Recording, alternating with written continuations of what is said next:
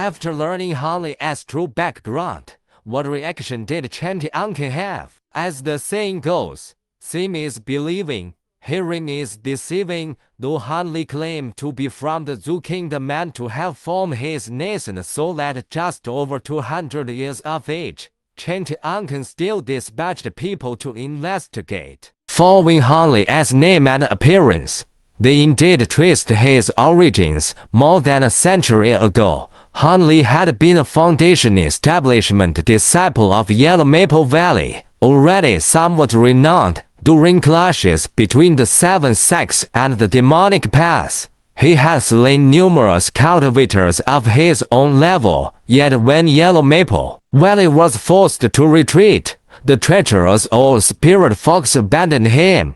Using him as bait to draw the enemy's fire, Han Li disappeared amidst the chaos. As for Spirit Fox's folly, they could not help but sneer. The old fool had cast aside the peerless genius. If he were to learn that Han Li had formed a nascent soul, he might regret it to the point of stomping his feet in fury. Yellow Maple Valley itself was already in decline within the Nine Nations Alliance, surviving only by Spirit Fox's waning strength. Upon hearing this, Cheng Tiankun and his companions were overjoyed. They had truly stumbled upon a rare treasure. A nascent soul cultivator barely over 2 centuries old was virtually unheard of. With Han Li supporting them, Falling Cloud sect was destined to thrive and rise as one of the foremost sects in the southern region. As for Spirit Fox's folly,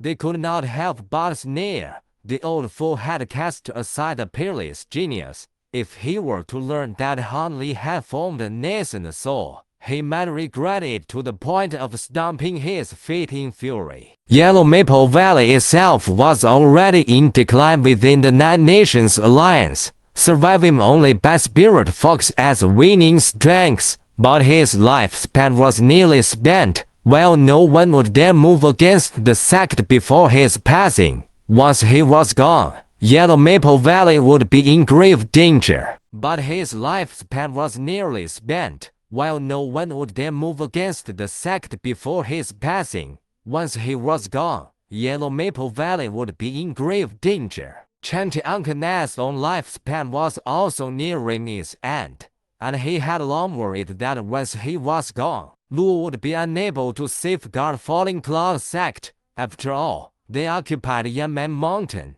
a sacred spiritual vein coveted by countless sects. Luo excelled at escaping but not at fighting. Left on his own, he could never hold such a treasure land. Cheng Tiankun had even considered withdrawing the sect from Yanmen Mountain to avoid annihilation. But now, with Han Li joining, those fears melted away. Han Li was wholly devoted to cultivation and disinclined to meddle in sect affairs. This only reassured Cheng Tiankun further. He no longer had to fear Han Li seizing control for himself. As long as they treated him well, Falling Cloud sect could flourish for 1,000 years. Still, Cheng Tiankun worried that Han Li might be the kind of ascetic who pursued only breakthroughs in cultivation, neglecting powerful techniques and divine abilities. If that were the case, his combat strength could lag far behind his helm, perhaps so much so that even opponents 2 stages lower might best him. Thus,